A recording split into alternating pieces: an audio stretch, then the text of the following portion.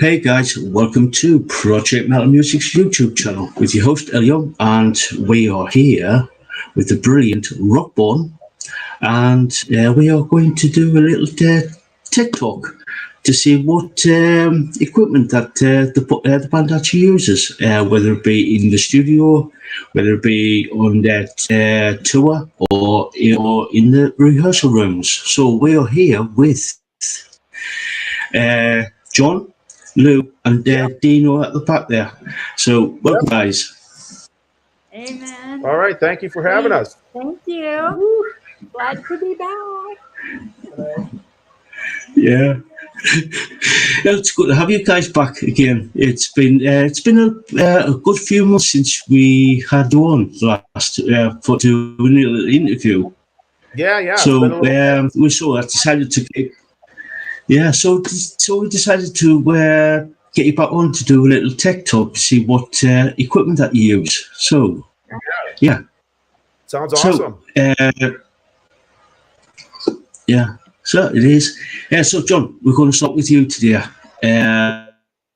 What type of equipment that you use on while you're on stage or in the studio and stuff?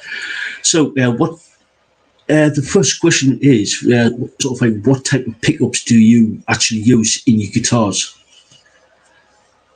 Pickups, it varies from one guitar to the next. Some of the Gibson SGs that I have, the main two SGs I have a Gibson 57 Classic pickups, and then actually the other SG that's an olive drab color that's down to C sharp standard, which I used for Give Me Back My Radio. That actually has I think what's called tarback. Tarback, yeah. See, Lou's holding it. That one there, yeah. So this one has some what's called tar. I can't remember what the heck tarback or something. Uh, uh, Stock pickup that came with it. They're similar to like early 70s. They made them to be like similar, some hotter, a little chunkier sounding early 70s pickup. Yeah, what's that? Yeah, cool. Tim Shaw, is that from okay. Yeah. So it's like Tarback's early 70s esque, and they're very kind of a little thicker sounding. So that's the one I used to Give Me Back My Radio here, the olive colored SG. Cool. So yeah. Go ahead. Yeah, I was going to say, what type of strings do you use on that guitar? On that one, I think it's there's only two brands I kind of switch between depending on the guitar, either Diodario or Ernie Ball, and usually on like the baritone guitars, I'm pretty sure I have Diodarios, much thicker strings, because there's two way down on the baritone guitar. But so it's either Ernie Ball or Diodario, depending. Yeah. So you know that you probably switch guitars on stage when you play live. Have you got any preference to sort of like which guitar you use on stage, or do you switch out? I switch out.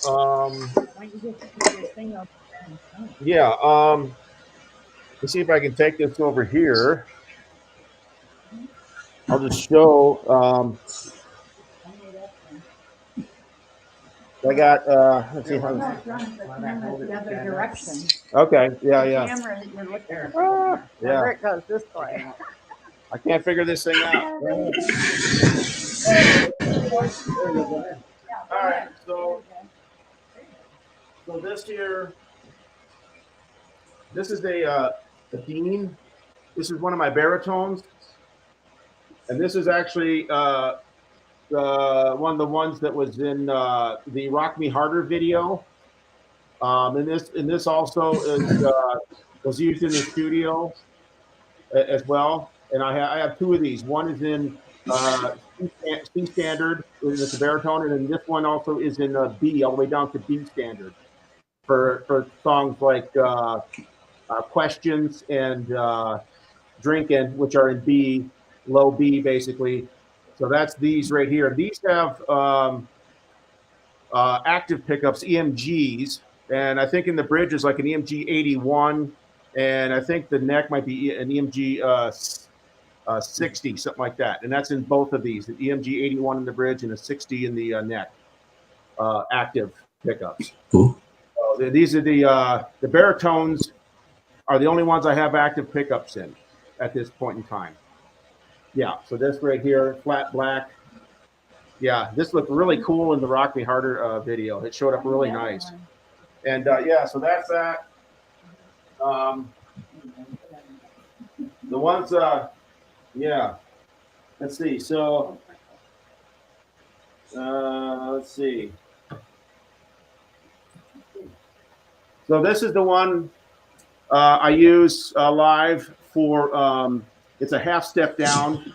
This is for Never Said Forever is the one I use. It's an SG Studio or an SG Special, depending on which year you want to look at it. Sometimes they call them special, sometimes they call them SG Studios, but it's just no binding on the neck, dot inlay, and it's got a nice wood, just a stained wood on the finish. And then the pickups in this are whatever the stock pickups are in this. I can't remember what they are, but they're stock passive pickups. So that, and I think I used this in the on the solo in that song as well. I used in the studio. Okay, so we got that. He's got a few guitars. Yeah. Okay, this is the one that's tuned a whole step down to D, and this I use for playing Not What You Want, the song Not What You Want off our debut album. And this is a Gibson Firebird Studio. And this is, the Firebird Studios have no binding around the neck and just dot inlays. And they're a set neck on the construction. Okay, they're not a neck through like the other Firebird, more expensive Firebird. This is, I really love this. And this has got some Gibson stock pickups, which I think they call them 496 or something like that, ceramic pickups in this Firebird Studio. I love these. These are really light, just like the SGs, very light guitars, easy on the shoulders and the neck, you know. So I really dig this as well. So you can see it's got the the body's not terribly thick on it, but it's really cool. Love that. And then let's see what else we got here. Yeah. Okay, you saw the olive drab. Give me back my radio, SG. You saw that one. All right. This. I picked it out. Yeah, this is something right here. This is a James Hetfield signature model baritone guitar from ESP called the Snake Bite. They do make a regular guitar called Snake Bite that's not a baritone guitar, but this one is a baritone. And I use this tuned to C standard, which is 2 whole steps down. And this has active pickups in it. These are James Hetfield signature EMG pickups that came with the guitar. And I picked this up at Sam Ash in Nashville, actually during our session with Michael Wagner. And then when we went out to search for a baritone guitar that night, Lou spotted this thing up hanging on the wall. It was like the only baritone guitar they had in the whole store. And I went and checked it out, and I went, "Oh God, this is gorgeous." Lou said, "Oh, look at that." So I went, "Oh yeah," checked it out and played it and bought it that night. And the next day, this was on the. This turned out to be on all the rhythms for Reasons Why I Cry, and also the distorted rhythms for Madness My Heart Can Hold, which are in C standard. So this was used in the sessions. I haven't played with this one for any gigs yet, but this is great. I could if I wanted to. Be great. It stays and the color is awesome. Look at this nice purple, kind of a purple kind of purple flame burst or quilt or whatever you call it. But huh? Yeah, I think it's quilted maple top, not flame. But yeah, so yeah, ESP LTD signature Hetfield, and it's there's only 500 of these made, and this is number I think 323 or 325 of 500 that were made, and then they stopped making them, and that's it. So they had them maybe for about a year or so, and after that they stopped making them. You can't get them unless you find one used somewhere. So yeah, yeah. So this is a really cool piece. This is really nice, and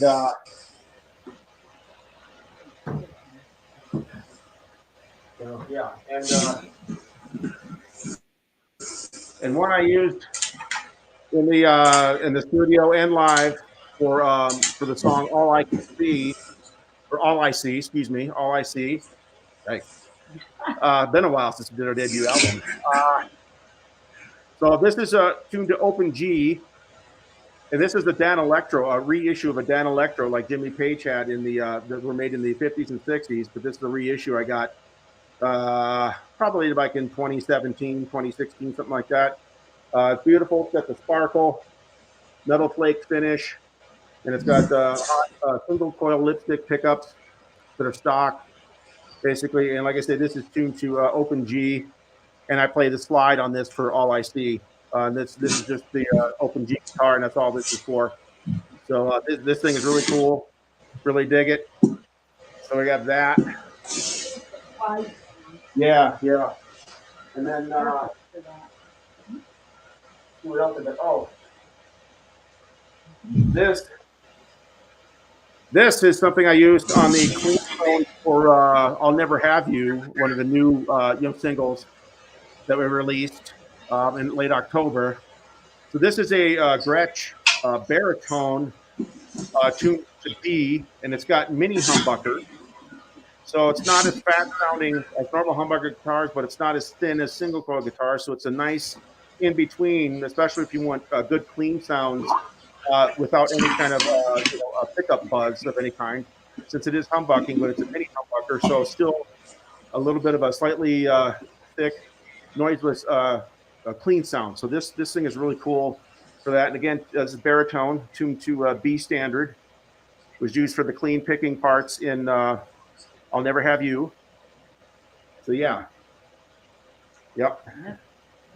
Cool. Yeah, love this. Yeah, I really dig this. This is cool. And then let's see.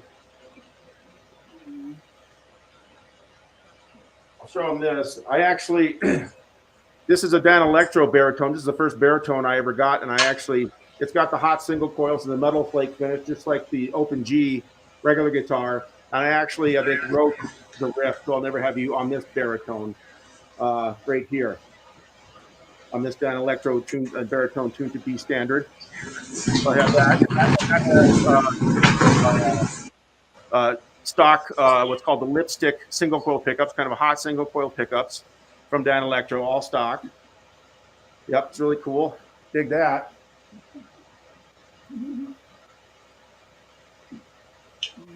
And let's see what else we got. Oh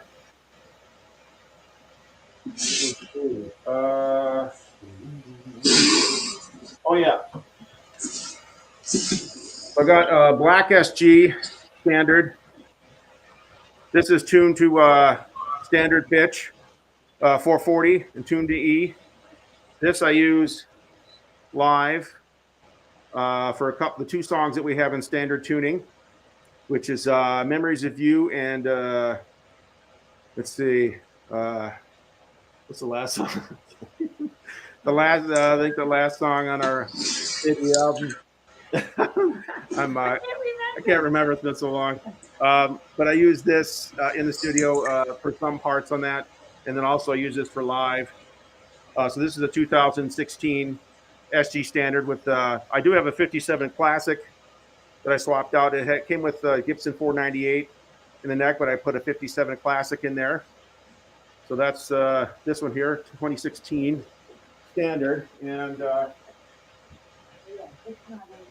Yeah, that's right. "It's Not Over," the other song. One more SG that I have.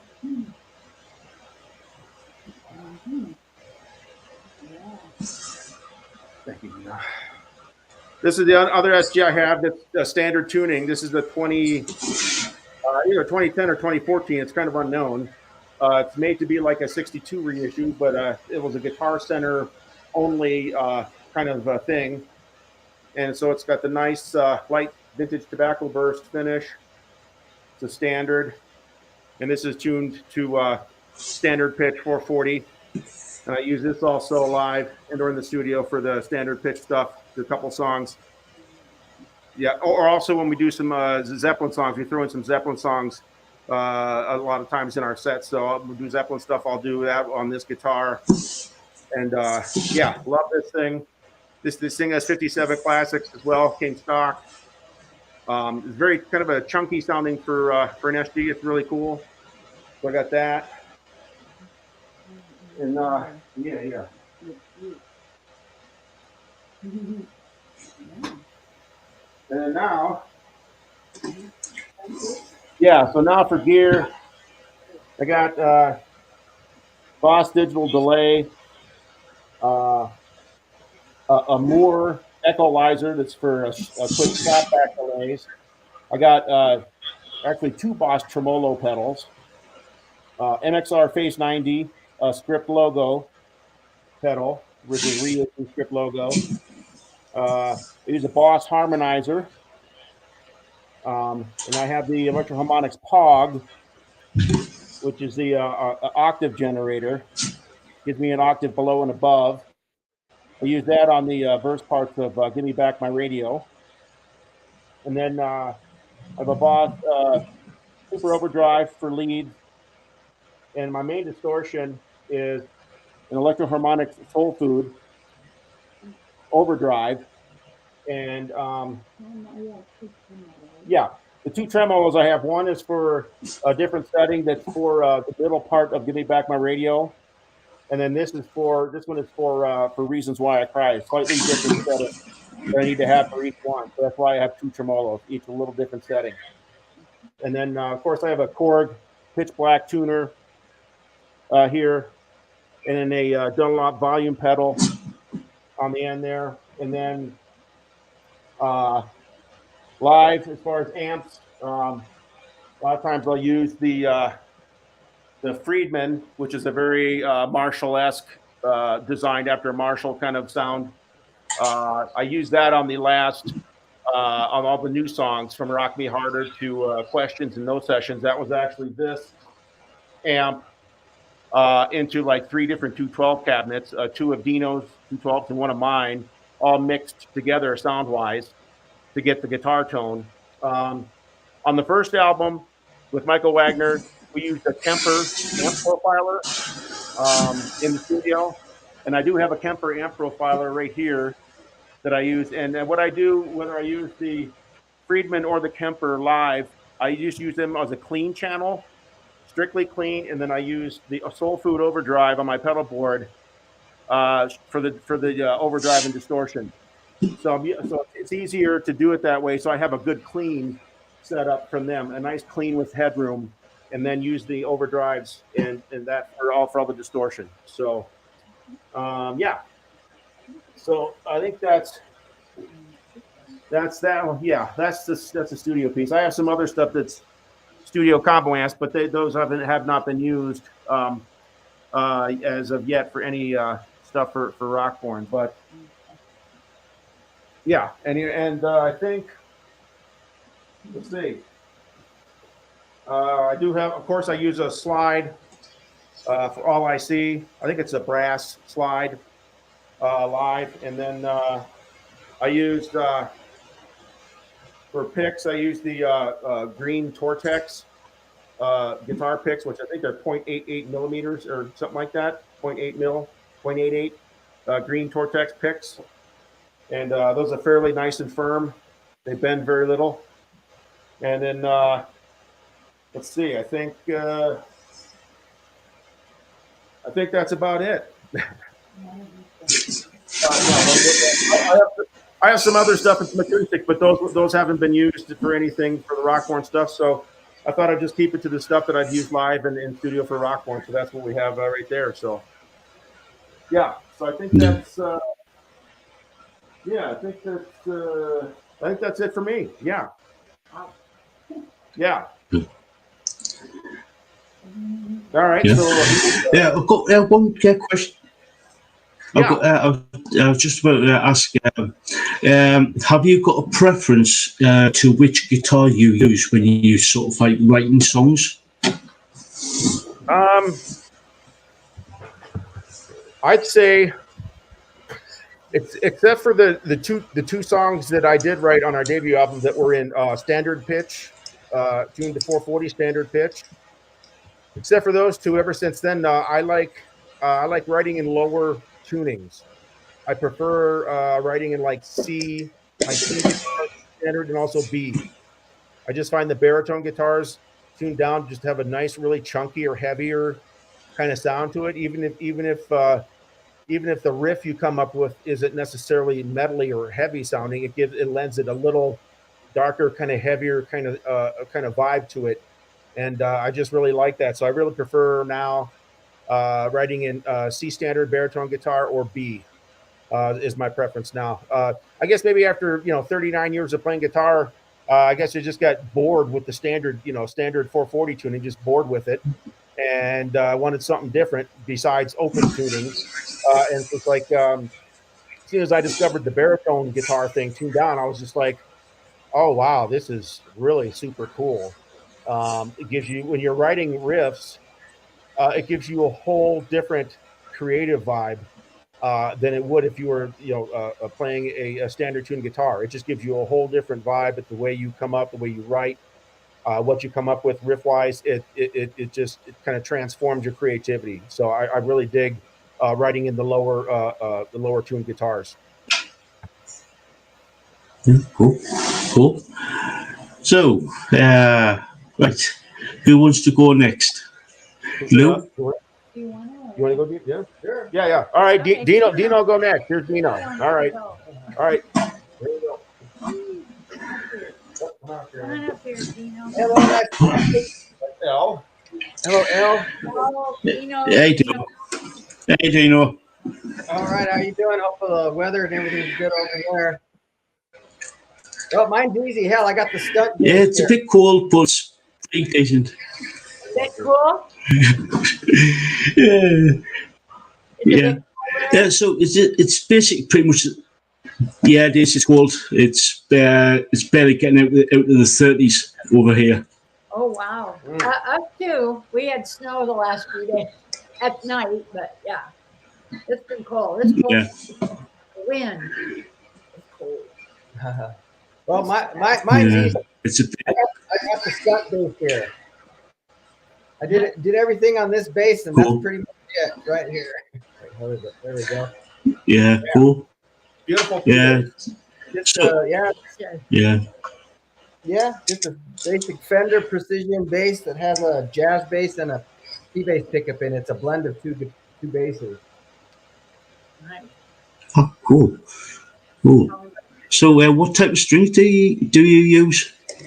Ernie Balls 45 to 105. Real thick Yeah, strings. cool. Well, the standard size. Plays pretty smooth, and yeah, we just pretty much did it through a Kemper amp, and I use a Fender, one of those Fender Rumbles, the big 500 watts. But I'll probably change that out. But other than that, hey, as long as I get a good bass tone, I can plug into anything. Cool, cool. Do you use any pedals to get any effects from the guitar? Yeah, no, I just used one pedal. I used a flanger pedal on one song, and that's pretty much it. Other than that, it's pure bass tone with a slight little distortion through it from a Kemper. Yeah. Yeah, just holding back So, and letting it. yeah, cool. So, what type? Well, you did mention, but have you got any preference to a sort of like the amps or the cabinets that you use? You know, Gillian Craig, GKs are nice little amps. They got a good tone. Ampeg, really, as long as I can dial in a good tone on in the most of the amps, you can dial in a pretty decent tone. That's pretty much all I need. Cool. Cool. How to get the sound. So I think he's not quite as fussy as maybe me. Yeah, right. but this bass sounds so good, basically, that You don't need anything. he can plug into a number of different kinds of amps and get a really good tone from this thing. Yeah, I brought the stunt bass. because he knows how to get the sound. That's like more than half of it. Cool. Yeah, pretty simple. I mean, Yeah, really. cool. So what? This is like sort of like a general question. Yeah. Okay. Huh? Yeah. What is your question? Yeah. I was going to say what. I was going to say this sort of like a question to sort of like everybody. What type of cables, leads do you use to like basically connect everything up to like the cabinets, the pedals, your microphones, that type of thing? Have you got any preferences? Yeah, I use Monster cable, and that's pretty. Yeah, Monster cables, or Canary for speaker cables, and that's it. They're really good. A good. Pretty much high-end cables, because if you slack on your cables, you're gonna get that cuts on your tone that people don't realize. But yeah, Monster cables. Yeah. Amazing how the spending money on good cables, how much money that adds up to. Let me tell you, they charge a lot of freaking money for high quality cables. Whoa, yeah. Yeah. Yeah, I can attest to that when I'm doing like sort of like live streaming with the microphones and everything. You need like a really good cable to actually get the best sound type of thing. Yep. Yeah, absolutely. Yeah. So this is our Funky Fresh here. Yeah. Mr. Funky Fresh. Bass straight into a cable, into the bass rig, with just one pedal, and that's pretty much it. Simple. Yeah, cool. Yeah, cool. So Lou, let's come to you. Yeah. Okay. So. Oh, here comes Lou with the. Okay. Well, obviously, I'm pretty much at the mercy of whatever microphone stands are available. I don't usually bring one because they get lost, stolen, so easy. This is what I put on my microphone stand to make me look more rock starish. So this I tie it to it. So sometimes I tie it directly to the mic. So when I'm holding the mic, it's like woo. But yeah. So my microphone that I use live, that's this one here. This is a Sennheiser, and it's a E935 mic, and this is really good for my voice. John generally picks the mics that he thinks my voice will sound best on. So this is the one, and this is the one and only. And I always use a mic condom, the little mic condom. So yeah, if anybody else decides to take the mic away from me and make some public announcement or something, I'm like, okay, you, all right. So can't be too safe. Yeah, so true. Yeah, as far as now in the studio at Michael's, I used a Chandler Red mic. Which is a tube mic, and it has a built-in preamp. Okay, so amazing sounding, and he spent like about 45 minutes with me trying different mics because he wanted to get the right one, that sounded the best with my voice, because I have a very powerful voice, so I need something that can handle the power without, blowing up and making a lot of, noise and sounds like, and they don't want that stuff. So you need something that's really clear and isn't gonna, overload. Um, so that with that, you use an empirical labs distressor compressor on the vocals with the mic. Okay, so that's what he used in his studio at Wire World in Nashville. And I gotta tell you, it was a dream come true to work with such a incredible, magnificent, world class producer, engineer, mixer, everything. He did it all. Now, when we did the Rock Me Harder stuff, I had to use in the studio an AKG 414 mic. And that was with, an Avalon mic pre-compressor with a Universal Audio LA 610 pre-compressor, mic pre-compressor. So that's what I used on those items. And when we recorded in Albuquerque, before we sent it to Michael to be mixed. For the Rock Me Harder session. For the Rock Me Harder. Yeah. So there's that. And then I use a C. I have a bunch of bunch of harmonicas because I use them when we do Zeppelin. But this is the one I use for All I See. It's a C. Yes, John bought me this. It's a GLH. Which stands for Great Little Harp by Hohner. And it's definitely like a bluesy harp, and it's a C. It's C. So C harp. Yep.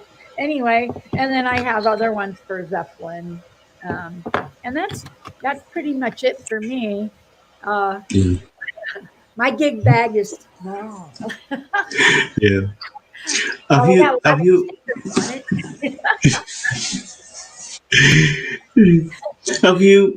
have you actually considered using like a pedal board to distort your voice on certain songs?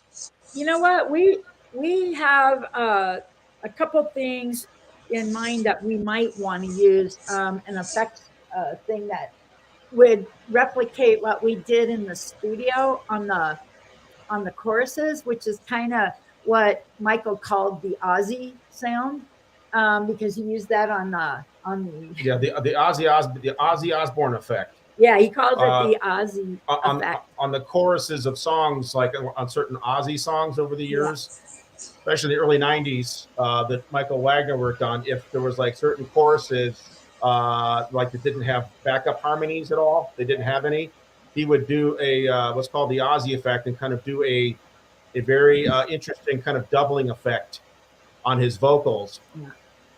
But the way he did it, of course, recording digitally,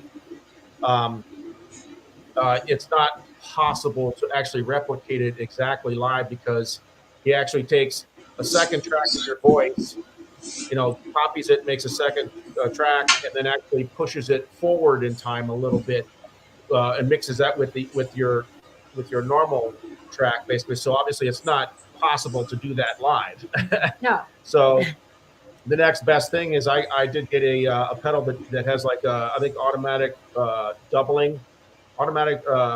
It's like ADT automatic, kind of a doubler. We haven't really used it though. Yeah, I haven't had a chance to use it, but I did get that for her, so she can she'll have to. But I'll be working with it. Yeah, she'll have to engage it herself. Yeah, be right on the floor in front of her, and right on the choruses. That we don't have any harmonies, which is most of the guitar, most of the songs we don't have harmonies on. On the choruses, just a couple. So most of the time during the choruses, she'll have to get used to maybe switching that pedal on to give that fattening doubling effect that's somewhat close to the studio effect. Mm-hmm. So we are having her. We do have that kind of waiting in the wings, so to speak. If things can open up here and get some actual a lot more shows, then we can kind of rehearse with that and kind of get used to using that. But that's the only thing we have for Lou for any kind of pedal, and otherwise nothing else. And Yeah. and we're also auditioning drummers, so we're not ready to play out yet till we get some drummers. But John and I have some new songs we'll be working on with Mr. Dino here. with Dino. Yes, and so there's a couple of them that John has given me riffs that are super cool, and there's a couple that I really like. So I've been working on a couple of lyrics. I have lyrics, like crazy amounts of lyrics, but a lot of them have to be developed into the songs, and they have to be the right lyrics for the right music. They got to fit the music. It makes a lot for me. It means a lot to me to have the lyrics match the vibe of the music. If it doesn't, it just doesn't make sense to me. But that's why I like to do my own songs. And really, the only cover songs I really like to do are Zeppelin, because I feel that. I come from that era, and I feel that. I feel it. I know where it's coming from. And Jimmy Page is a Capricorn like me. I think, yeah. So, speaking of Capricorns, I'm working on a song called Capricorns and Camaros. Yeah. Because I've owned a couple. Yeah. Anyway, that's my bit. So, any questions? Yeah. So, the next question is well, probably one of the last ones. What type do you use mics? What type of mics and cables do you use to for backing singing?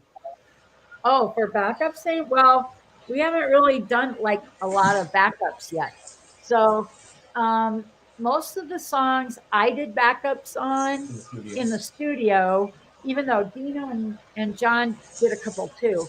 But I think there's only one or two songs. Just two songs. Just two. I think there's just two songs, not what you want, and then Never Said Forever. I Never Said Forever. Forever. The only two that have any backups at all. Yeah, and they're very minimal too. Yeah. They're very minimal backups. But yeah, other than that, for cables, as far as like when I'm singing, I'm kind of pretty much at the mercy of whoever, of the venue. John probably brings some backup cables in case, but I think it's a good idea to always bring an extra, in case theirs aren't working good. But cables can go out anytime, so just a standard. We have some a couple other Sennheiser microphones for live if we need to do. Me and Dino need to do any more backup vocals. It's almost the same model Sennheiser mic that she has. That she uses for live. I think it's close to identical to that we would use for me and Dino. As far as the cables that we would use with that, it could be Proco or possibly. I think live I probably have Proco cables that I use for live. When I control. When we have control of bringing our own cables. Otherwise, usually the places that we have played the free shows, obviously have their own cables and all that stuff like that. So I don't, we don't have any control on that. So yeah. So this is probably going to be my last question. For people, as you know, I usually when I do these interviews, I always ask any advice for people who want to become a musician. But any advice for people who are starting out? Any advice for where to start and what price range type of thing? As far as for getting into the instrument, you mean? Yeah. For buying gear, yeah. For buying gear. Oh, boy.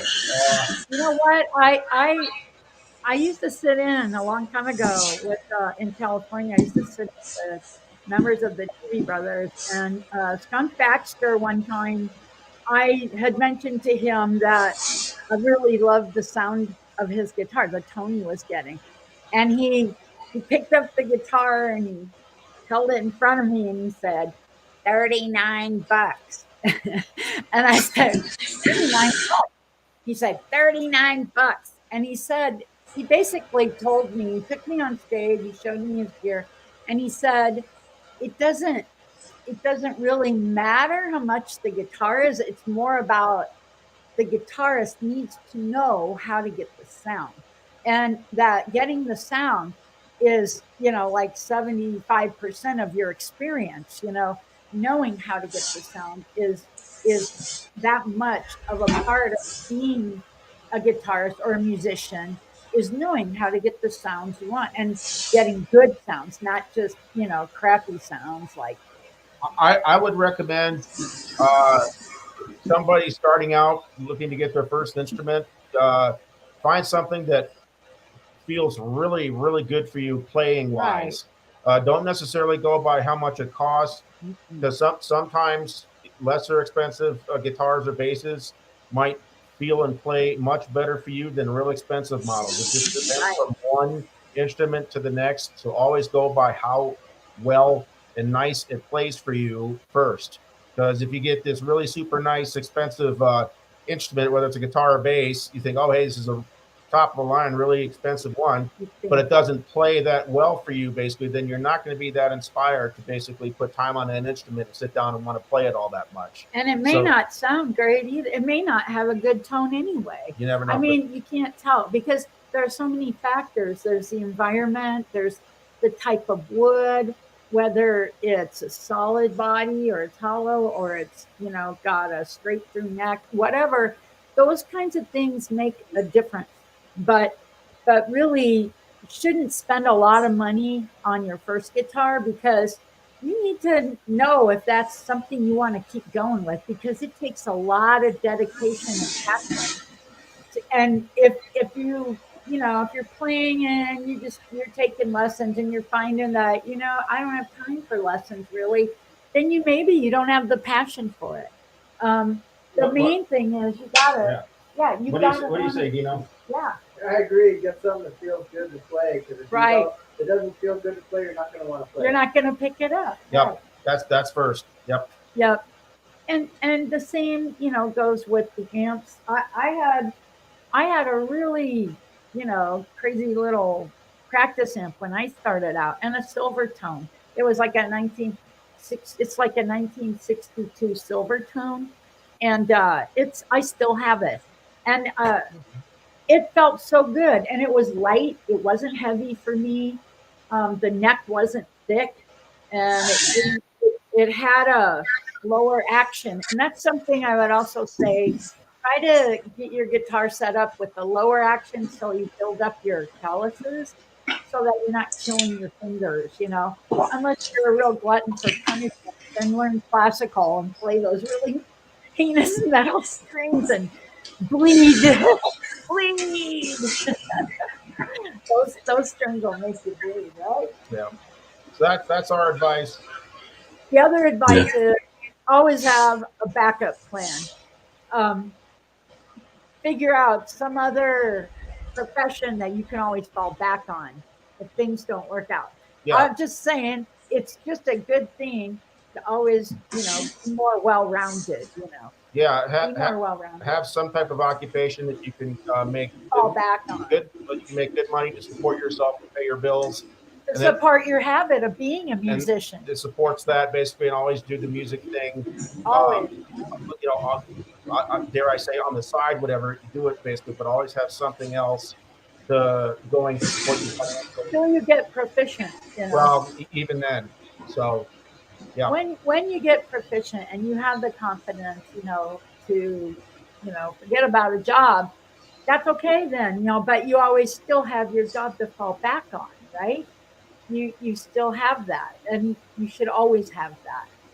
It doesn't make you less of a musician. It makes you real, because that's the real world. And everybody in the world, their jobs their pay has gone up since the 1970s. Okay, but I remember in 79, 80, 81, we were making $600 a night for our band, 4 people. And sometimes we would play the same place 2 to 3 nights that weekend. So that was a lot of money. But now there's no way you can get that kind of money. It's unless you're playing like casinos or you're, usually even if you're opening for a big name act, you have to pay. You still have to pay. So that's music business.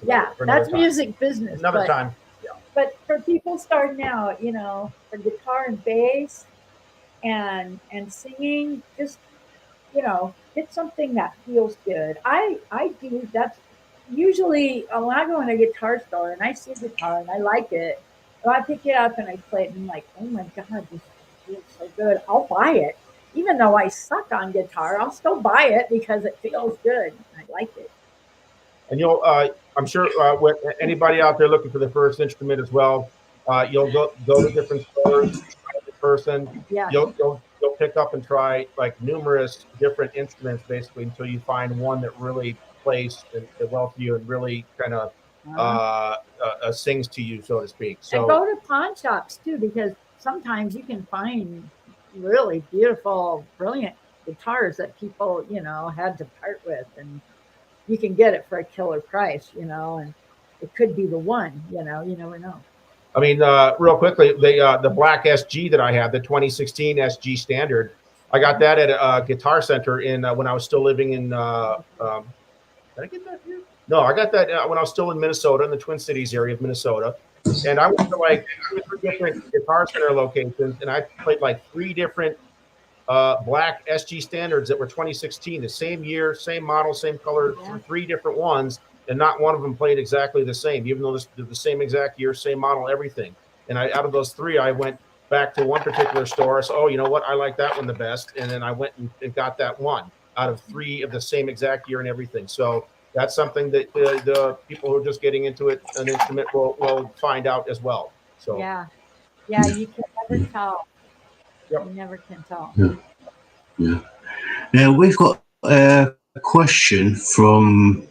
I don't know, but I've got a question from Crappy Kazoo.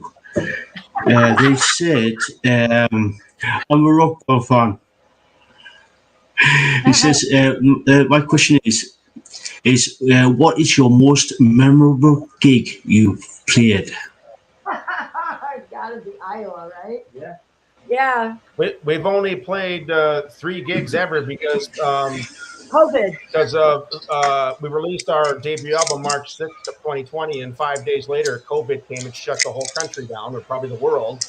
Yeah. So we were never able to play a CD release party. Never did it. So we've only played 3 shows. 2 of them were Facebook live streams, and one of them was the Bowling Fest gig. That was the only normal gig in front of an audience we've ever done. That was in August 2021. So probably what about you? Probably Bowling Fest gig? Yeah. I think the Bowling Fest gig in Sioux City, Iowa, is probably the most memorable of the 3. Yeah, and it's an annual thing, Tommy Bowling Festival, put on by his brother Johnny, who played with DOA, Black Oak, Arkansas, for many, many, many years, and many other bands. But anyway, Tommy Bowling, if you remember, played with Deep Purple. He played when David Coverdale was singing. He also played in James Thing. He was asked by Joe Walsh to take his place, and so if you know who Tommy Bowling is, you know what an amazing guitarist he was. Died too young.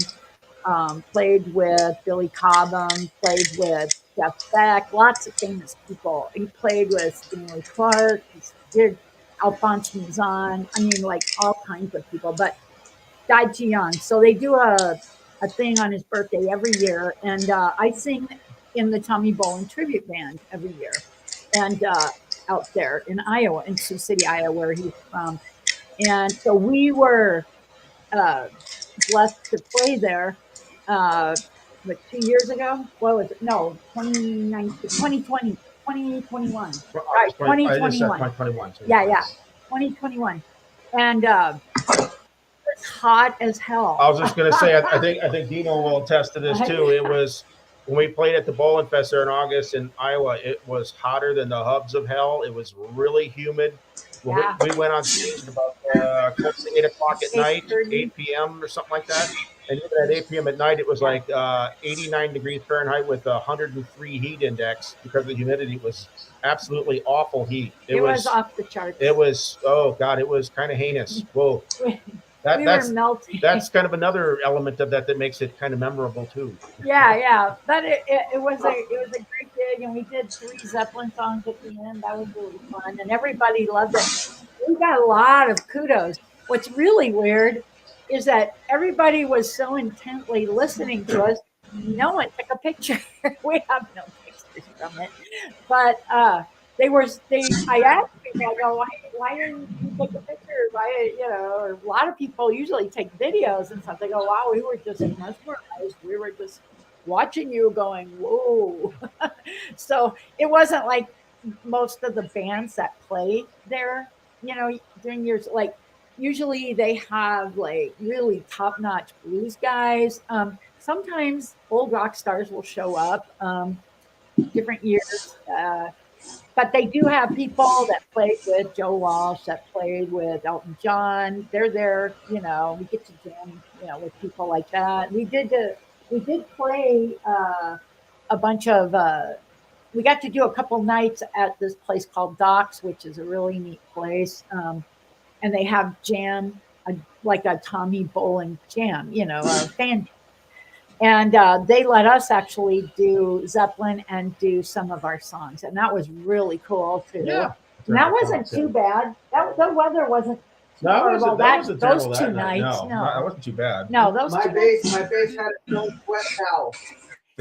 Yeah, his bass had a sweat towel. Yeah.